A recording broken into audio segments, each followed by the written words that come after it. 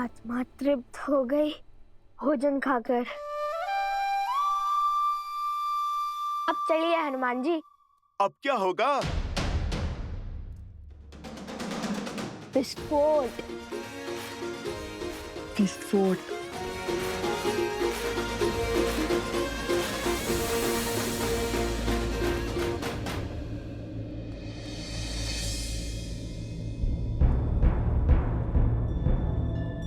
अरे, अयोध्या की सारी स्त्रियां कहीं चली गई हैं। सबकी सब खो गई।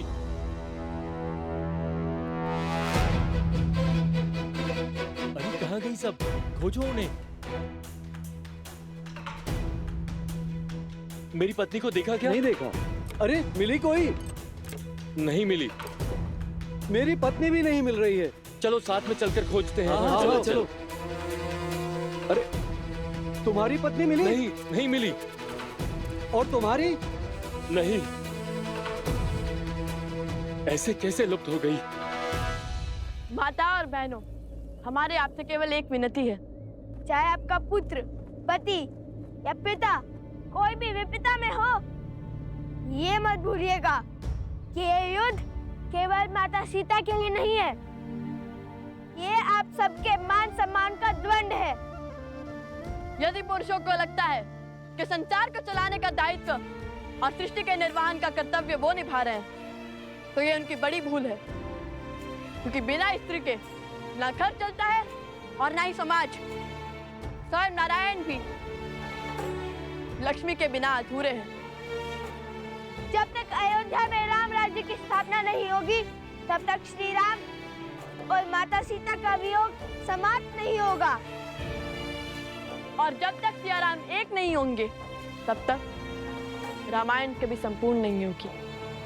हाँ हाँ, हम आपके साथ हैं। आप जो कहेंगे हम वो करेंगे। हाँ हाँ, हम आपके साथ हैं। हाँ हाँ, हम आपके साथ हैं। चलिए हम सब मिलकर महादेव से इस कार्य के सफल होने की प्रार्थना करते हैं। हर हर महादेव! हर हर महादेव! हर हर महादेव! हर हर महादेव! हर हर महादेव! हर हर महादेव! पूरे नगर में एक भी स्त्री नहीं है। ये कैसा संयोग है? कैसी घटना है? सब और देख लिया, कहीं कोई चिन्ह नहीं। अरे तो क्या आकाश खा गया या पाताल निकल गया? अरे मेरे पुत्रों की माता क्या पवन के वेग में उड़ गई?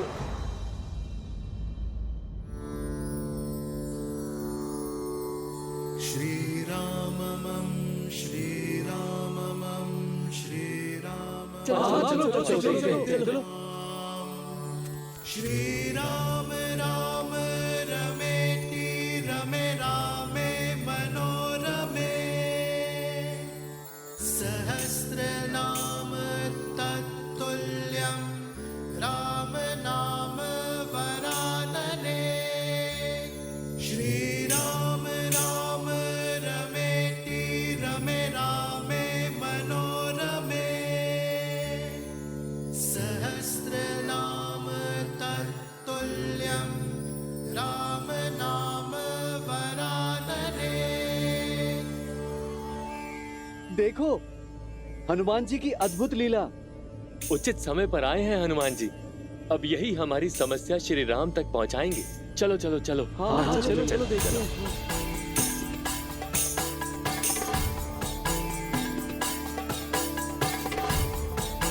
हनुमान जी, हनुमान जी, एक बहुत बड़ी विपदा आन पड़ी है, सहायता कीजिए हनुमान जी। इसलिए आपका ध्यान तोड़ना पड़ा हमें।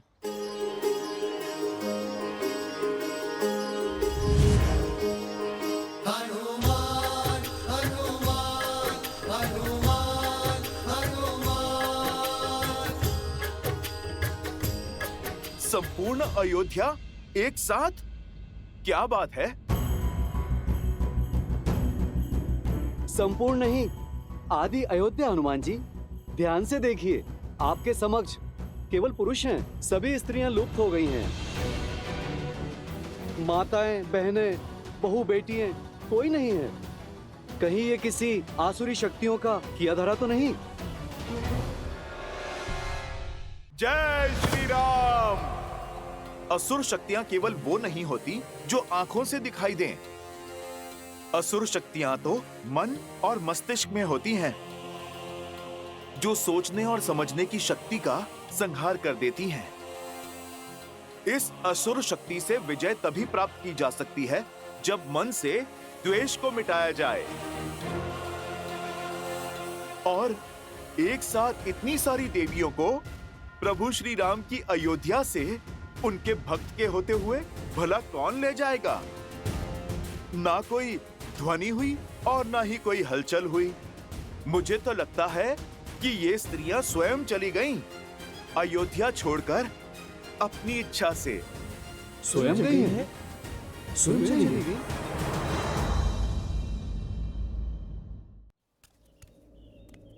समझ में नहीं आता, न तो इतनी शक्ति है और न इतना साहस, तो फिर कैसे चली गई? जो स्त्री मेरी बिना आज्ञा के चौखट के बाहर एक पग तक नहीं रखती, जो स्त्री हमारे आदेश के बिना जल तक नहीं ग्रहण करती, वो घर संसार छोड़ गई। कैसे? क्यों? हाँ, उचित कहा, उचित कहा, उचित कहा।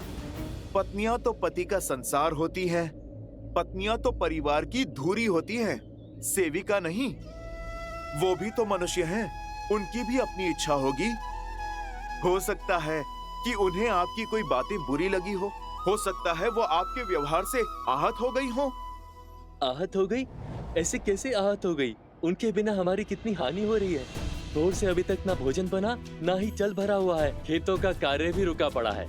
हाँ, और हनुमान जी, हमारे वस्त्रों की कारीगरी भी रुकी पड़ी है। प्रभु श्री राम का ये सेवक उनकी अयोध्या की सहायता अवश्य करेगा। आप लोग एक काम कीजिए, कुछ लोग दाएं जाएं और कुछ लोग बाएं जाएं, और मैं सामने की ओर देख लेता हूं। जैसे आपकी आज्ञा। चलिए।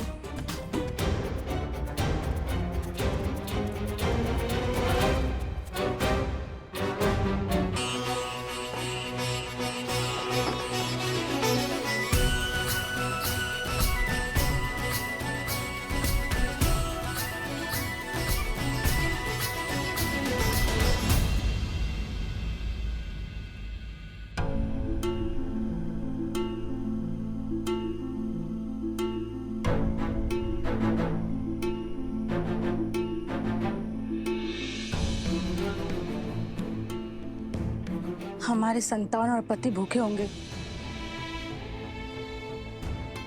तुम्हारी बातों में आकर यहाँ तो आ गई मैं, परंतु अब बड़ा भय लग रहा है। यदि पुरुषों को क्रोध आया तो उसका दंड हमें भोगना होगा। यदि मेरे पति ने आपकी भांति मेरा भी त्याग कर दिया तो मैं कहाँ जाऊंगी? तुम्हारा भय सत्य है, परंतु सोचो, यदि हम अपने अधिकार, अपने सम्मान के लिए हम नहीं लड़ेंगे तो कौन लड़ेगा? लड़ना किसको है और किससे? तुम मेरे पति को नहीं जानती। उनका क्रोध सदैव उनकी नाक पर होता है। तुम्हारी बातों में आकर, लव कुश की सोच से प्रभावित होकर मैं तो यहाँ आ गई, लेकिन उस जैसे पुरुष की सोच को बदलना असंभव है। ऐसा मत सोचिए माता, अब आप श्री राम की शरण में हैं। ये अयोध्या है माता, यहाँ कुछ अनुचित नहीं हो सकता। हनुमान जी की गदा का एक बार सबकी बुद्धि मार्ग पर ले आएगा। नहीं पुष्कर, शक्ति का प्रयोग वर्जित है। हमने श्री राम को वचन दिया है कि हम पुरुषों की सोच बदलेंगे, उनके मन को बदलेंगे, किंतु शक्ति का प्रयोग करके नहीं, संवेदना से करेंगे। उचित कह रही हो बहन, हमें यहाँ से चलना चाहिए। नहीं नहीं बहन, रुक जाओ, समझने की कोशिश करो। खुश, यदि इनमें से एक स्त्री भी बाहर गई तो सारा प्रयास असफल हो जाएगा, सब कुछ विफल हो जाएगा। एक के बाद एक सभी स्त्रियां बाहर चली जाएंगी। रुक जाओ बहनों, ये समय लड़ने का है, भावनाओं में बहने का नहीं है। नहीं नहीं, हमें तुम्हारी योजनाओं का अंग नहीं बनना। चलो। नहीं, रुक जाओ, समझने का प्रयास करो।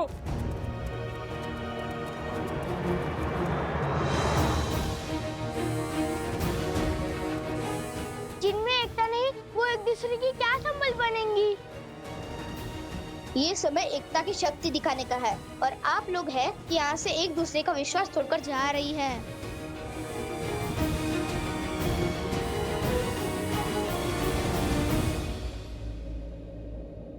जाने दो इन्हें।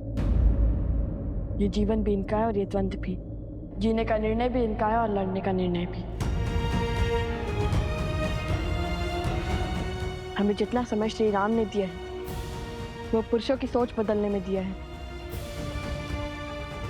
और हम उसे पुरुषों की सोच बदलने में लगाएंगे, ना कि इन पर अपनी सोच को थोपने में। यदि हम ही इन्हें स्वतंत्र नहीं छोड़ेंगे तो उनमें और हम में अंतर क्या रह जाएगा।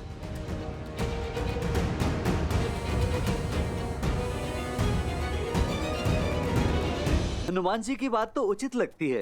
कदाचित वो सब अपनी इच्छा से कहीं चली गई हैं, क्योंकि श्री राम के होते हुए किसी आसुरी शक्ति का ऐसा दुस्साहस करना असंभव है। यदि ये तथ्य सत्य निकला तो आज मेरी पत्नी को मेरे प्रकोप से कोई नहीं बचा पाएगा।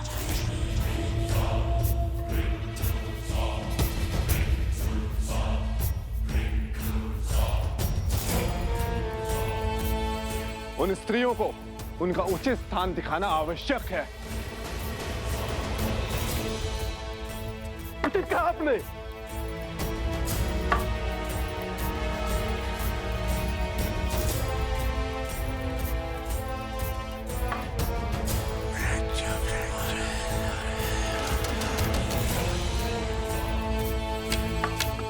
तो चलो फिर आगे बढ़े।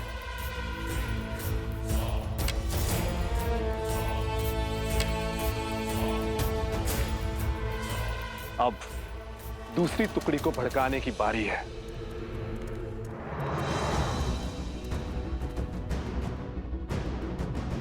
उधर देखा था आपने?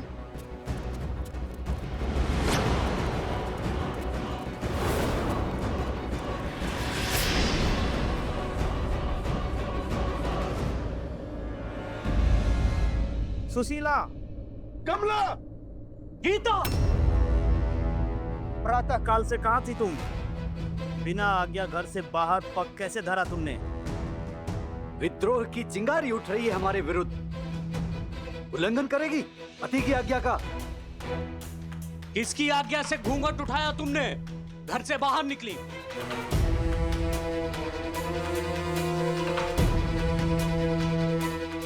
इनको इनके विरोध का दंड देते हैं, पति के आज्ञा का उल्लंघन करने का फल देते हैं। बहुत बड़ी भूल हो गई। हे ईश्वर, रक्षा करना। आज तो ईश्वर भी नहीं बचा पाएगा तुम्हें।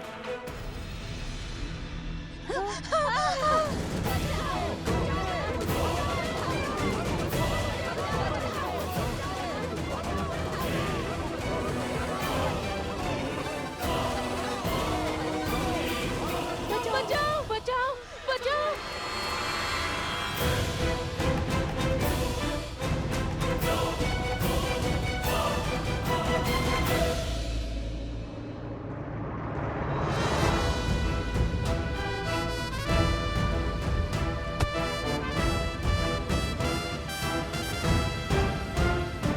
शांत हो जाओ, शांत हो जाओ, शांत हो जाओ।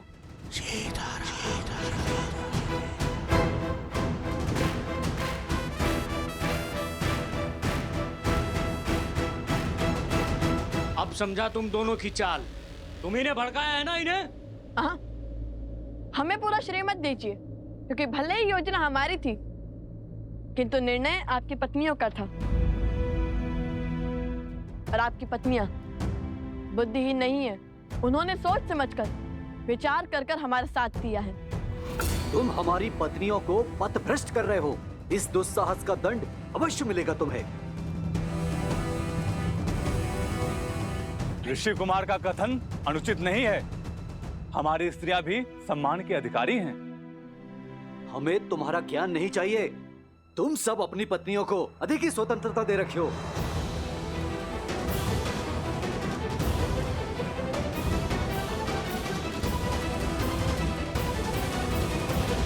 हमने तो केवल स्त्रियों को उनके अधिकारों का स्मरण करवाया, उन्हें सम्मान का मोल समझाया। अब आप ही बताइए, हमने क्या अनुचित किया? क्या कभी आपने हमें मानव समझा? कभी खेत में काम करने वाली एक सेविका समझा, कभी वस्त्र धोने वाली सेविका, तो कभी भोजन बनाने वाली सेविका, तो कभी बच्चे पालने वाली सेविका। फिर भी हम स्त्रियों ने हमेशा आपको प्यार दिया, आपके घर को संवारा। हमें हमारा सम्मान चाहिए, तो उसमें अनुचित क्या है? मौन हो जा।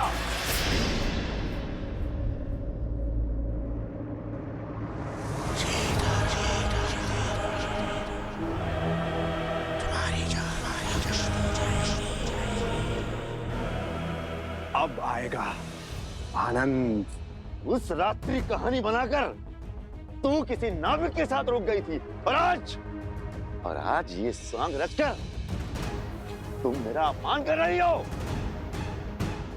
जो स्वयं अपने सम्मान के लिए तरस रही है, वो दूसरे का क्या अपमान करेगी? आपके क्षण भर के आवेश ने महारानी सीता से उसका संसार छीन लिया, उन्हें वनवास जाने के लिए विवश कर दिया। आपने मुझे घर से निकाल दिया, परंतु कभी भी सत्य जानने का प्रयास किया? अब तो हमें बल दिखाना ही होगा। नहीं, इन्हें अपना युद्ध स्वयं लड़ना होगा। यदि ये अपने स्वाभिमान के लिए नहीं उठेंगी, तो आने वाले वियोग में भी ये सम्मान नहीं पा पाएंगी। इस युद्ध की परिधि ये नारियां स्वयं निश्चित करेंगी। मूर्ख बालक, इन्हें लगता है ये महाराज सहस्त्रमुख की माया से बच जाएंगे। इतने वर्षों तक लोकापात और भेदभाव का जो बीज महाराज ने बोया है, आज उसका फल प्राप्त होगा।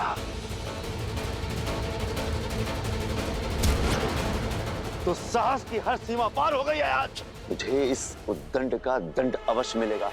चल।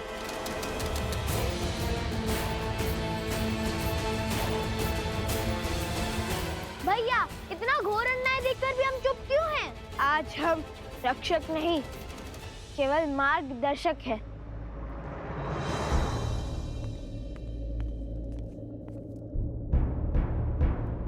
महाराज, नगर द्वंद्व का दंश झेल रहा है। स्त्रियों और पुरुषों में घोर तनाव है। पुरुष स्त्रियों के हर तर्क को निरर्थक मान रहे हैं।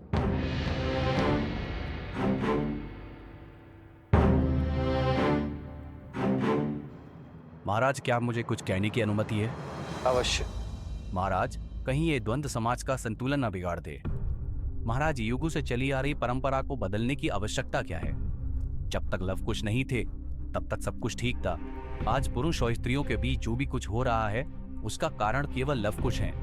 उन्होंने पतियों को पूजने वाली स्त्रियों को पतियों के ही विरुद्ध खड़ा कर दिया है। महाराज, हमारे समाज में पतियों को परमेश्वर का स्थान दिया जाता है। महाराज, यदि हम आज इस प्रथा को बदलते हैं, तो इसका दुष्प्रभाव समाज पर अवश्य पड़ेगा। हम इनसे सहमत हैं महाराज।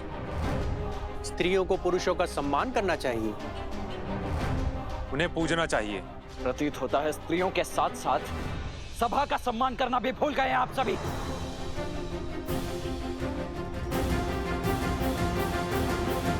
लक्ष्मण, शांत।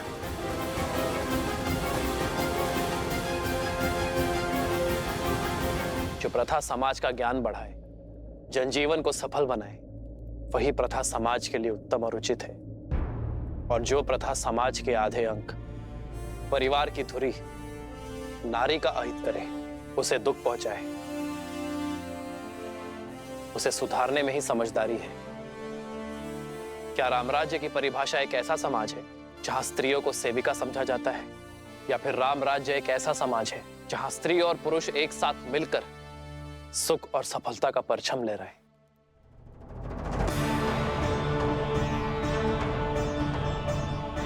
एक स्त्री को दासी समझना हमारी संस्कृति का अपमान है। क्या हम भूल गए हैं कि जब हम जन्म लेते हैं तो सर्वप्रथम एक स्त्री ही हमें स्नेह देती है। यदि स्त्री अपनी संतान को मातृत्व की छाप ना दे, उसे अपने दुग्ध से पोषित ना करे तो संसार का कोई भी पुरुष जीवित नहीं रह पाएगा। मैंने लवकुश का साथ इसलिए दिया है क्योंकि उनकी सोच में समझ और सुधार है। आज हम जिस मोड़ पर खड़े हैं वो समाज का नया दौर है, जहां स्त्री और पुरुष कंधे से कंधा मिलाकर अपनी शक्ति से इस संसार को आगे बढ़ाएंगे। मुझे उन दोनों पर पूरा विश्वास है और मैंने उन्हें जितना समय देने का वचन दिया है उतना समय उन्हें अवश्य मिलेगा।